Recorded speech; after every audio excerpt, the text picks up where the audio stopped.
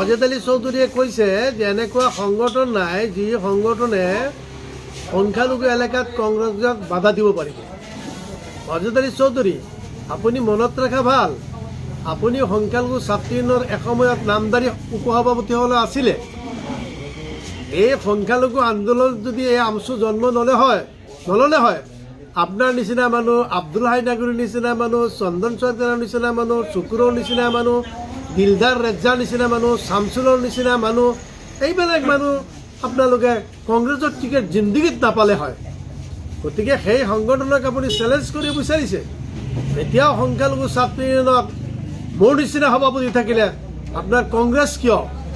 এনেকুৱা আছে আৰু অন্য কোনো শক্তিশালী দলকো আমি সংখ্যালঘু এলেকাত সোমাব নিদিওঁ মুছলিম বৈদ্যুতি অঞ্চলত। সেনেকৈ কথা নক'ব যে কোনো সংগঠন নাই। সংখ্যালঘু ছাত্ৰ ইউনিয়নৰ প্ৰাক্তন সভাপতি কংগ্ৰেছত জইন কৰাৰ পাছত ওলাই আহি আৱেগত বহুত কথাই কৈছে, ক'ব পাৰে। তাকতো কিছুমান মানুহে উচলাই নিছিল, সিটো অকলে যোৱা নাছিল। কিন্তু আজি অলপ সময় আগত মই ফেচবুকত দেখিলোঁ মুখ্যমন্ত্ৰীয়ে কৈ আছে জেহাদ সম্পৰ্কে এটা ব্যাখ্যা দি আছে। বিভিন্ন ধৰণৰ জেহাদত কৈছে, লাভ জেহাদৰ কৈছে, শিক্ষা জগত কৈছে, আৰু প্ৰয়োজন পৰিলে ৰেজাউল কৰিমক এৰেষ্ট কৰিব। ৰেজাউল কৰিম কোনটো সীমা অতিক্ৰম কৰিছে যাৰ কাৰণে এৰেষ্ট কৰিব? মই আমচুৰ চতুৰ্থতম সভাপতি। মই আজি দুটা অধিৱেশনৰ ভিতৰত আমচুৰ এই ৰেজাউল কৰিমৰ দিনত কোনো মিটিঙত মই যোৱা নাই, কিন্তু ৰেজাউল কৰিমক খাৰপিটিয়াত ময়ে বনাই থৈ আহিছোঁ। কিন্তু আমচুৰ ওপৰত যাতা কথা কোনোবাই ক'লে এইটো মই যিমানলৈকে মই জীয়াই থাকিম মই সেইটো অন্ততঃ প্ৰতিবাদ কৰিম। আৰু মই এইটো কথাও ক'ম, যিমান মাইনৰিটি মুভমেণ্টৰ লিডাৰ আছে, আমচু হওক, সংগ্ৰাম পৰিষদ জয়, প্ৰত্যেকক মই এটা আহ্বান জনাইছোঁ, আপোনালোকে জাতীয় গাই সুঁতিৰ মানুহৰ লগত অসমৰ অসমীয়া, ট্ৰাইবেল, বড়ো, কছাৰী, টাই, আহোম, মৰাণ, মটক, কোচ, ৰাজবংশী বিভিন্ন জনগোষ্ঠীৰ লগত কোনো কথাত ফেৰ নামাৰিব। আৰু এনেকুৱা কথা নক'ব যে আমাৰ কালি ডি চি হ'ব, এছ চি হ'ব, উজনি অসমত গৈ শাসন কৰিব। It is quiet impossible. আমাৰ IAS IPS হ'ব পাৰে, কিন্তু অসমখন যেতিয়ালৈকে জীয়াই আছে, অসমখন যেতিয়ালৈকে থাকিব, ইয়াত যিয়ে চিফ মিনিষ্টাৰ হয় কোনো মুখ্যমন্ত্ৰী মুছলমান হ'ব নোৱাৰে। মই ডাঠি কৈ থৈছোঁ, এইটো ছাৰ ছাদুল্লাৰ দিন নহয়, এইটো প্ৰি ইণ্ডিপেণ্ডেণ্ট নহয় যে 7 বাৰ গভৰ্ণমেণ্ট হৈছে। 1937 চনৰ পৰা 1942 চনলৈকে 7 টাইমছ গভৰ্ণমেণ্ট হৈছে। 7 বাৰ এজন মুছলমান মানুহ প্ৰিমিয়াম হৈছে। তেতিয়াৰ প্ৰাইম মিনিষ্টাৰ, আজিৰ মুখ্যমন্ত্ৰী sir Saadulla. That chapter is closed.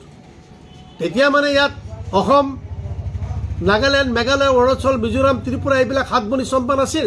It was West Bengal, পূৰ্ববংগ। গতিকে অসমখন জন্মই লৈছে পূৰ্ববংগৰ মাটিত, অসমৰ জন্মই হৈছে পূৰ্ববংগৰ মাটিত। কিন্তু আজি অসমীয়া মানুহৰ লগত, আজি অসমীয়া মানুহখিনি কালচাৰেল কমিউনিটি, এই কমিউনিটিক আমি সন্মান জনাবই লাগিব। এখেতসকলৰ পৰাই আমি বহুত কথা শিকিছোঁ। আজি অসমীয়া মাধ্যম কিয় গ্ৰহণ কৰিছে বেংগলী স্পিকিং মুছলমানে? কিয় কৰিলে? তেতিয়া বেংগলী হিন্দুৰ লগত মিলি বেংগলী মাধ্যম এৰি কিয় অসমীয়া লিখিছে? এখেতসকলক অনুসৰণ কৰি আজি আমাৰ কমিউনিটিৰ যথেষ্ট লাভ হৈছে। আজি ব্ৰহ্মপুত্ৰ উপত্যকাত মিয়া মুছলমান অধ্যুষিত অঞ্চলত সব স্কুল কলেজবিলাক অসমীয়া মাধ্যমত হৈছে।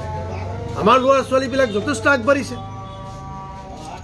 কিন্তু আমাৰ অসমত আজি যিমান MA পাছ কৰক, লণ্ডনৰ পৰা শুদ্ধভাৱে নিজৰ মাতৃভাষাত এটা চিঠি লিখিব পৰা মানুহ আছে নেকি অসমত?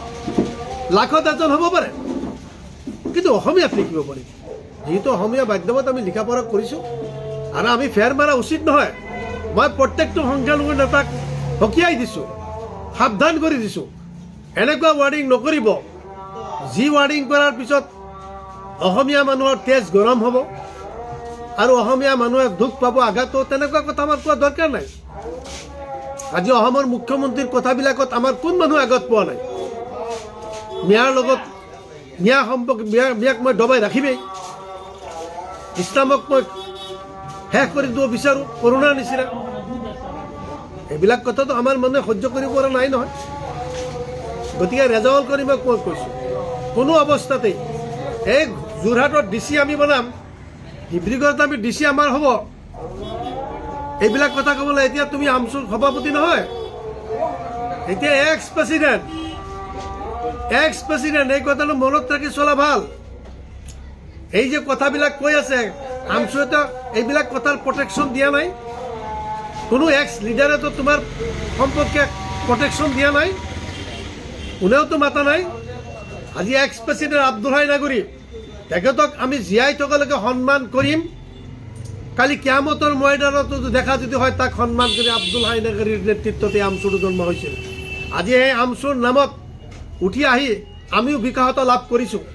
যিকেইজন সভাপতি হৈছে, সাধাৰণ সম্পাদক হৈছে, আমচুৰ নামত চলা ফিৰা কৰি বহুতৰ একো নাছিল, MLA হৈছে, MLA হোৱাৰ পিছত মন্ত্ৰী হৈছে, মন্ত্ৰী হোৱাৰ পিছত চব কিছু হৈছে। মই জানো নহয় অসমৰ কোনটো অঞ্চলৰ পৰা কোন ল'ৰাটো কেনেকৈ উঠি আহিছে। দীৰ্ঘ সময়ত মই আমচুত আছিলোঁ, কাৰ কি অৱস্থা, কাৰ ঘৰত কি। মইতো আব্দুল হাই নাগৰীৰ ঘৰত ভাত খোৱা মানুহ, আজগৰ আলীৰ ঘৰত ভাত খোৱা মানুহ, মুক্তাৰ হুছেইনৰ ঘৰত ভাত মানুহ। ইয়াত যিমান আমি MLA হৈছোঁ আমচুৰ পৰা আহি, তাৰ ভিতৰত কাৰো বংগত MLA নাই। খালি এটা মানুহৰ বংগ পৰিয়ালত এজন নাম আছিল পাহাৰ খা, চেঙাৰ প্ৰাক্তন বিধায়ক, আমচুৰ প্ৰাক্তন সভাপতি মুক্তাৰ হুছেইন খান। গতিকে মোৰ আগত সি সভাপতি আছিলে, মোৰ ওপৰত আজগৰ আলী সভাপতি আছিলে। আব্দুল হাই নাগৰীটো আমাৰ গুৰু হিচাপে আমি আখ্যা দিওঁ, আৰু তেখেততো তোমাক প্ৰটেকশ্যন নিদিলে। গতিকে কথাবিলাক অলপ সাৱধানে কোৱা ভাল। অসমৰ গাই খুটি মানুহৰ বিৰুদ্ধে কোনো অৱস্থাত কথা ক'বলৈ উজনি অসম সম্পৰ্কে আমাৰ নামনি অসমৰ লগত তুলনা কৰিব যোৱা মানুহ মূৰ্খামিৰ বাহিৰেতো একো নহয়। কিয় যাওঁ আমি উজনি অসমৰ মানুহক ৰাস্তাৰ কথা সুধিলে যিভাৱে দেখুৱাই দিয়ে এজন মানুহে, গাড়ীৰ পৰা নামি দেখুৱাই দিয়ে। মোৰ প্ৰেক্টিকেল জ্ঞান আছে, অভিজ্ঞতা আছে নহয়, দেখুৱাই দিয়ে। এজন ইঞ্জিনিয়াৰ মানুহক মই সুধিছিলোঁ, তাৰপিছত গম পালোঁ যে ইঞ্জিনিয়াৰ, মই গাড়ীৰ পৰা নমাই গৈ মোৰ ৰুটটো মোক ধৰাই দিলে। এইটোতো আমাৰ নামনি অসমত এইটো নাই নহয়। গতিকে আজি শিৱসাগৰ, ডিব্ৰুগড় এইবিলাক সম্পৰ্কে কথা নোকোৱাই ভাল। আৰু তাত ইমান আন্দোলন কৰি আছে, শৃংখল চলীয়া অমুক তমুক, তথাপিতো হাজাৰ হাজাৰ আমাৰ মিয়া মুছলমান মানুহে সেই অঞ্চলত কাম কৰি আছে, অসমীয়া মানুহৰ ঘৰত কাম কৰিছে। আৰু যেতিয়ালৈকে অসমত, মই এটা কথা কৈ দিছোঁ, অসমত যেতিয়ালৈকে অসমীয়া হিন্দু মানুহ জীয়াই থাকিব, তেতিয়ালৈকে অসমত আমাৰ বেংগলী স্পিকিং মিয়া মানুহবিলাক জীয়াই থাকিবই, ইয়াত বসবাস কৰিবই। কোনো শক্তিয়ে আমাক ইয়াৰ পৰা উফৰাব নোৱাৰে।